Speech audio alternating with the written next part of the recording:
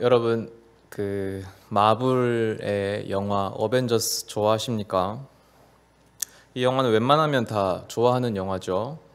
전 세계의 그 세계 역대 영화 박스오피스 흥행 기록을 보면 2위가 어벤져스 엔드게임이고요. 5위가 어벤져스 인피니티 워입니다. 그리고 8위가 어벤져스랍니다. 그러니까 이제 역대 흥행 기록 10위권 안에 무려 3편의 영화를 랭크시킨 엄청난 시리즈물입니다. 여러분 이거 다 보셨습니까? 참고로 역대 1위는 뭘까요? 뭐라고 생각하세요? 역대 영화 흥행 영화 1위. 역대 1위는 아바타라고 합니다. 근데 이제 1위 아바타랑 2위인 엔드게임은 별로 그렇게 차이가 크지 않습니다. 그러니까 이 어벤져스가 엄청난 영화라는 거죠. 근데 저는 이 어벤져스를 그닥 좋아하지 않습니다. 왠지 아세요? 거기에 이제 여러 히어로들이 나오잖아요. 많이 나옵니다. 그 중에 이제 다들 그 최애가 있으시겠지만 저의 최애는 아이언맨입니다. 저는 아이언맨을 그 중에 제일 좋아합니다. 근데 그 보면은 아이언맨이 특출나게 잘나지가 않았어요. 특별히 그 시리즈 중에 그 시빌워였던 것 같은데 거기서 그 캡틴 아메리카랑 싸우잖아요. 아십니까? 제 벽에다가 말하고 여기다 말하고 그 싸우는데 거기서 집니다. 그 아픔을 여러분 공감하십니까? 그 내가 정말 좋아하는 그 영웅이 질 때의 그 아픔. 심지어 지고 나서 너무 찌질했어요.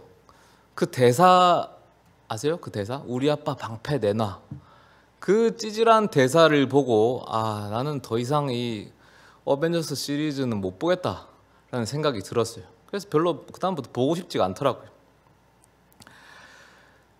근데 이 어벤져스 영화에서 우리는 최근에 어떤 이 영웅물의 흐름을 읽을 수가 있습니다.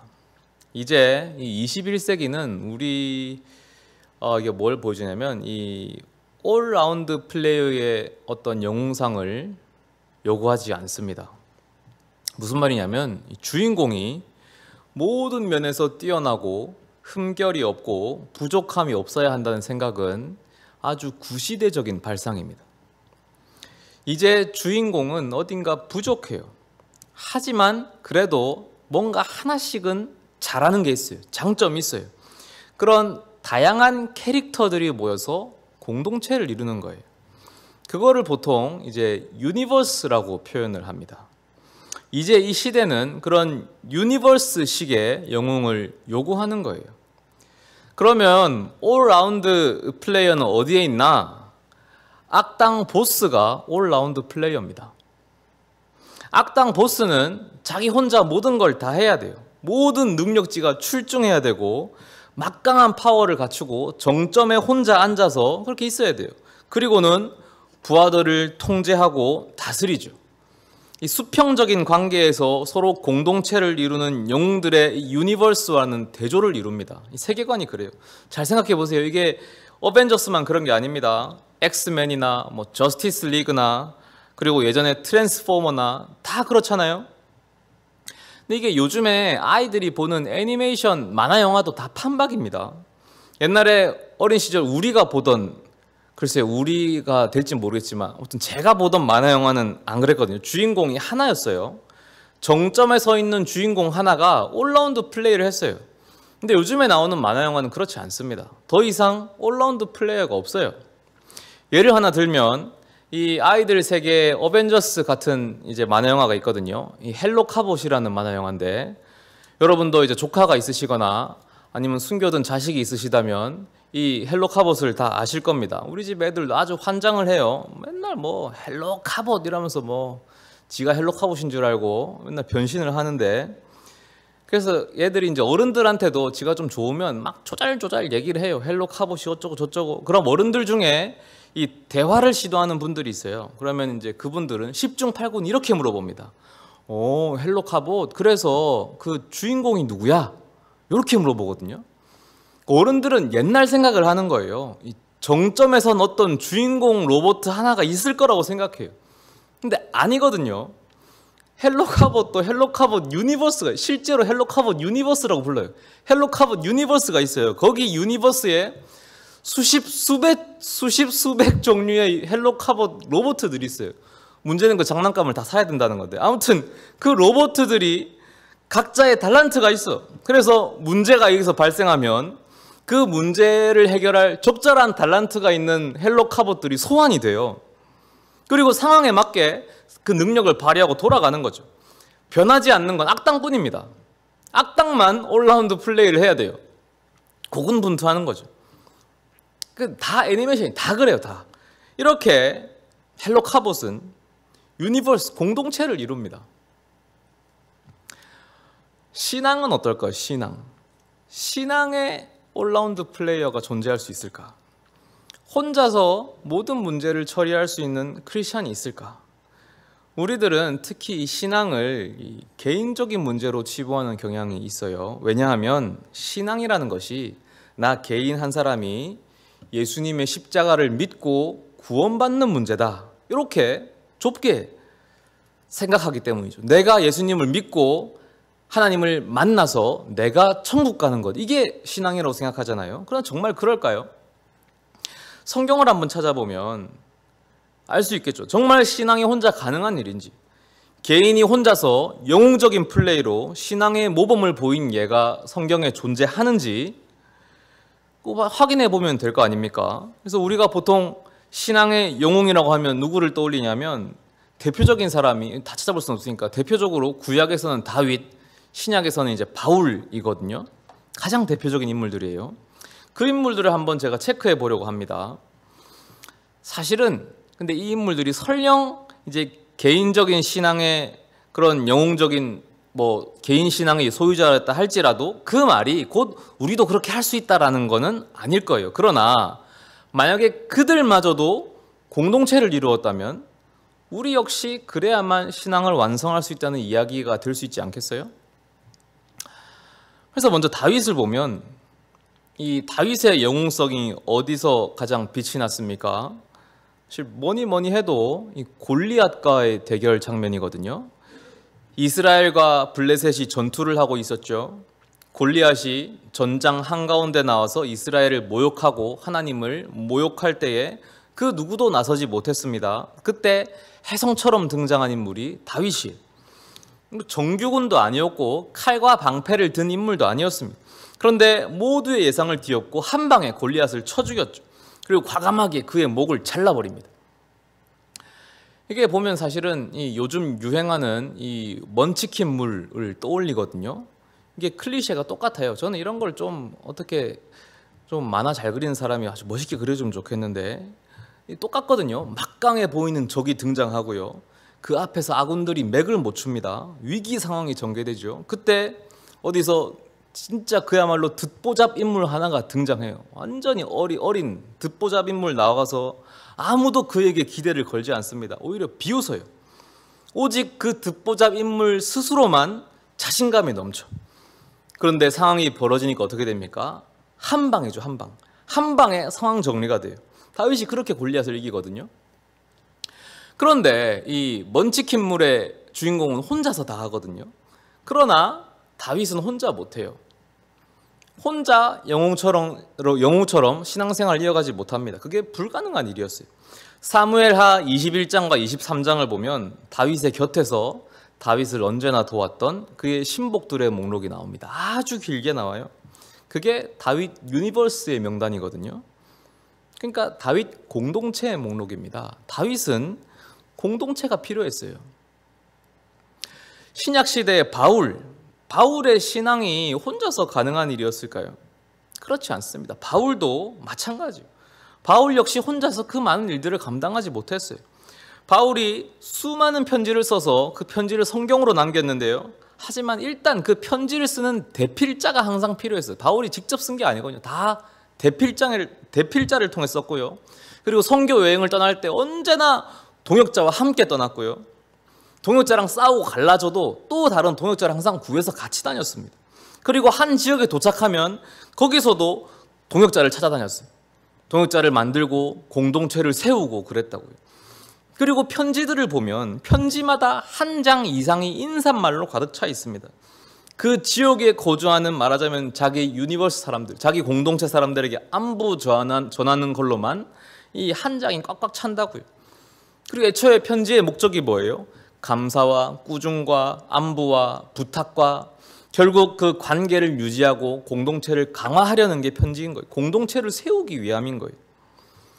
즉 다윗이나 바알과 같은 성경의 영웅적인 인물들도 혼자서 신앙의 모든 영역을 소화해낼 수는 없었다는 이야기입니다. 그들도 공동체를 이루어야만 했어요. 마치 이 어벤져스나 헬로 카봇이 유니버스를 이루는 것처럼. 왜 그럴까? 그 이유가 다 있습니다. 그 이유는 애초에 하나님께서 우리 인간을 공동체로 창조하셨기 때문에 그렇습니다. 그것이 오늘 우리가 읽은 본문에서 드러납니다. 오늘 본문은 보통 이 결혼식 주례할 때나 많이 보는 본문인데요. 어떤 분들은 그래서 이 구절을 근거로 해서 이 결혼이라는 것이 뭐 기독교인의 의무 조항이다, 뭐 이렇게 말씀하시기도 합니다. 물론 그렇게도 해석할 수 있겠죠. 하지만 이 구절은 그보다 더 중요한 것을 말씀합니다. 바로 하나님께서 우리 인간을 공동체로 창조하셨다라는 사실입니다. 일단 보시면 하나님께서 우리 인간을 만드실 때 자기의 형상, 곧 하나님의 형상대로 사람을 창조하셨다라고 하시거든요. 이 하나님의 형상이 무엇인가에 대해서는 여러 가지 의미로 해석이 가능해요. 아주 다층적인 의미를 지닌 단어죠. 근데 오늘 저는 특별히 하나님께서 이 삼위일체 하나님이시다라는 것에 주목하고 싶은데요. 삼위일체라는 말은 하나님께서 본질적으로 공동체로 존재하신다는 의미입니다. 하나님은 세 분이 한 분이세요. 성부, 성자, 성령께서 어느 한 분이 주도적으로 우위를 점하시는 게 아니에요. 성부 하나님이 대빵이 이런 게 아니고 세 분이 동등한 위치에서 지극한 사랑을 통해서 하나로 연합되어 계십니다. 그게 삼위일체입니다. 그래서 본질이 공동체세요. 그래서 하나님이 그 형상대로 사람을 창조하셨는데 남자와 여자로 창조하신 겁니다. 여기서 성별이 중요한 게 아니고요, 공동체로 창조하셨다는 게 중요한 거예요. 그래서 사실 결혼식 주례 때 이 본문을 쓰는 것은 바람직한 거예요. 결혼을 두 사람이 하나가 되는 예식으로 하죠. 어떻게 하나가 됩니까? 사랑으로 하나가 되거든요. 삼위일체가 그런 거예요. 세 분의 하나님이 이 무한대의 사랑을 통해서 정말로 하나가 되신 거예요. 그게 궁극적인 공동체입니다. 완전한 사랑으로 가능하지요. 우리들도 사실은 그런 존재로 태어난 거예요. 그것이 우리의 본질입니다. 그러니까 우리가 신앙은 혼자서 하는 거야, 신앙은 나 혼자 믿는 거야, 일단 나 혼자 하고 나서 그 다음 옆 사람을 챙기는 거지, 이렇게 생각하면 그것은 이 본질을 망각하는 이야기가 되는 겁니다. 우리는 창조될 때부터 공동체로 창조된 거예요. 서로 사랑함으로써 완전해지도록 태어난 존재입니다. 나 혼자서 충분해, 이것은 한편으로 하나님의 창조 섭리를 거스르는 것이기 때문에 이것은 죄라고까지 부를 만한 거예요. 그러면 뭐 독신의 은사가 있는 사람은 어떡합니까? 독신의 은사랑은 상관없는 이야기라니까요. 결혼이랑은 별개의 문제. 독신의 은사자라 할지라도 공동체가 필요해요. 신앙은 공동체를 통해서 완전해집니다. 왜냐하면 다시 한번 말하지만 우리는 하나님의 형상이고 하나님 자신이 공동체로 존재하시고 우리는 하나님을 닮았기 때문입니다. 자, 그러면 이 공동체를 어떻게 이룰 수 있을까? 교회? 맞아요, 교회인데, 그런데 과연 교회가 온전한 공동체일까? 여러분 어떻게 생각하십니까? 교회에 나오면 그걸로 된다고 생각하세요? 나와서 예배 드리면 그게 공동체가 됩니까? 여러분 지금 예배 드리잖아요. 그러면은 이제 예배 드렸으니까 공동체가 된 겁니까? 그렇지 않죠. 사실 교회는 지금 예배 드리는 거예요. 지극히 기능적인 공동체입니다. 지금 우리는 예배라는 기능을 공유하고 있는 기능 공동체라고 할 수 있죠. 삶을 공유하지를 못해요. 여기에 한계가 있습니다. 그래서 이런 문제의식을 갖고 있는 일부 교회들이 실제로 마을 공동체 교회를 건립하기도 합니다. 그래서 같이 살아요. 도시에서 뭐 건물, 빌딩을 구입해서 같이 살기도 하고요. 아니면 도시 변두리로 나가서 진짜 마을 부락을 형성해서 같이 살기도 합니다. 그래서 삶을 공유하는 공동체를 꾸려요. 그래서 신앙생활을 하는 거죠. 하나님의 형상대로 살겠다라고 하는 거예요. 그럼 우리는 어떻게 할까요? 그러면 도곡동 한가운데 빌딩 하나 사야 됩니까? 여기 얼마 하는지 아세요? 빌딩? 저도 모릅니다. 어쨌든 저는 이번 생에는 살 수 없을 거라고 생각하고 있습니다. 근데 뭐 산다고 한들 여러분이 거기 들어올 겁니까? 가족 다 버리고 앞날 다 포기하고 들어올 겁니까? 아니잖아요. 그렇다고 뭐 공동 거주하지 않는 신앙인들은 다 거짓 신앙인입니까? 그것도 아니잖아요. 기독교 2000년 역사를 돌아볼 때 그렇게 공동체를 만들어서 살아낸 기독교인이 몇이나 된단 말이에요. 그들 말고는 다 가라지예요. 그래서 교회는 대안을 찾아냈어요. 초대교회는 공동체가 가능했어요. 왠지 아세요? 일부러 막 포기하고 들어간 게 아니라 초대교회는 애초에 가정교회였다니까요. 그러니까 그냥 그게 공동체예요. 그런데 점점 시간이 흐르고 특히 현대화되면서 공동체가 불가능해졌어요. 그때 그래도 삶을 공유할 수 있는 대안적인 방법을 교회는 찾아내고 만들어냈습니다. 이 대안이 뭐라고 생각하세요? 소그룹 모임입니다. 우리에게 익숙한 용어로는 셀 모임이에요. 너무 김 빠지십니까? 맞아요. 너무 흔하고 흔해서 우리가 하찮게 생각하는 방법입니다. 예배의 곁다리로 따라오는 부록 같은 거죠. 시간 나면 그냥 하고 아니면 빨리 빠져나가는 취미활동 정도로 여기는 그런 시간이죠. 그러나 여러분, 이 셀 모임에는 이렇게 심오한 신학적인 이유가 있습니다. 그냥 뭐 시간 때우라고, 아니면 뭐 그냥 좀 친해지라고, 뭐 친교나 하라고, 아니면 그냥 교회 사람들 더 끌어모으려고 그렇게 시간을 마련해서 하는 게 아니에요.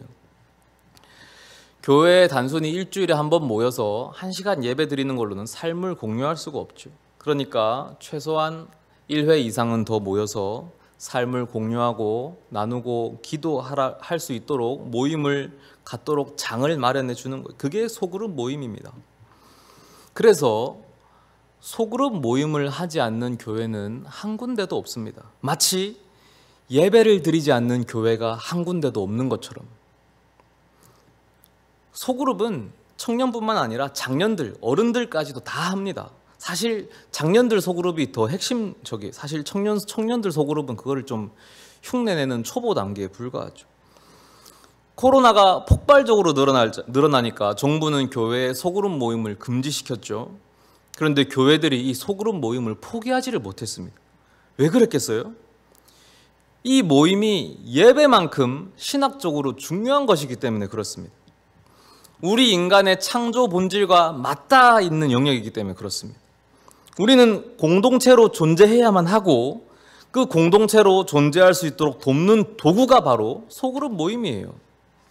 여러분, 그동안 소그룹 없이 혼자서 신앙생활 근근히 이어왔잖아요. 스스로 평가해 보세요. 몇 점이었습니까? 그렇게 신앙생활이 앞으로도 계속 지속 가능하다고 생각하세요? 제가 예전에 한번 말씀드린 적이 있는 것 같은데, 제 첫째 아들 유일이가 어느 날 저한테 길에 꽃을 좀 따달라고 자꾸 저한테 막 쪼르더라고요. 제가 좀 귀찮기도 하고, 그래서 도대체 왜 그러냐 했더니 그 유일이가 하는 대답이 엄마한테 선물을 하고 싶다고. 제가 그래서 그 좀 기특한 마음에 동네를 한 바퀴 같이 돌면서 꽃을 다 따줬습니다. 그 들꽃을 다 따가지고 꽃다발을 만들어 줬어요. 그리고 유일이는 그 꽃을 엄마에게 선물해 줬죠. 그걸 받은 엄마가 감동해서 울었어요. 그리고 저는 그 장면을 찍어서 제 인스타에 올렸습니다. 왜 그랬겠어요? 자랑하려고. 뭘 자랑하겠습니까? 아들 자랑이요? 아니요, 제 자랑. 그 어린 놈이 어디서 뭘 보고 그런 걸 하겠어요? 지 아빠를 보고 하는 거예요. 다 지 아빠를 닮아서 하는 겁니다. 아빠가 엄마한테 꽃 선물하는 걸 보고 따라 하는 거죠. 그래서 아빠 닮은 자식은 아비에게 자랑이고 기쁨이에요. 아시겠어요, 여러분? 우리가 이 땅에서 하나님의 형상을 따라 공동체를 이루고 살아가면 그것 자체로 하나님에게 기쁨이고 자랑이에요. 그것 자체로 이미 예배가 된다는 말씀입니다. 그래서 오늘부터 제가 소그룹을 나눠 드릴 건데, 물론 지금은 방역 지침상 예배 중 10분 작게 하는 거예요. 그러나 그 관계와 나눔이 점점 깊어지기를 바랍니다. 그래서 카톡방에서도 조금씩 나눔이 이어지고, 제가 궁극적으로 멀리 보고 바라는 것은 주중에 온라인이든 오프라인이든 계속적인 나눔이 만들어져 갔으면 좋겠습니다. 그렇게 우리가 하나님의 형상을 점점 닮아간다면 하나님께서 우리의 그 모습을 보시고 얼마나 기쁘시겠어요. 천국에 인스타그램이 있다면 그 올리시고 자랑하실 겁니다. 아, 천사들 보라고, 다윗 일로 와 보라고, 바울 일로 와서 보라고, 애들 보라고, 애들 기쁜 소식 교회 애들인데 내 모습처럼 이렇게 공동체로 살아간다고, 나 닮아서 그렇다고, 애비가 잘나서 그런 거라고 생각만 해도 너무 설레는 일이지 않습니까?